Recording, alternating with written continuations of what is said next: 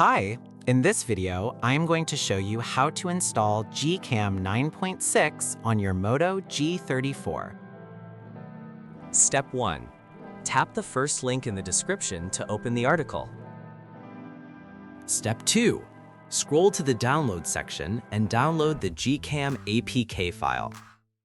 Step 3. Follow the How to Install guide for step-by-step instructions. A video guide is also available. That's it. Don't forget to visit the article for complete instruction in APK file. Lastly, here's some GCam versus stock camera app comparison.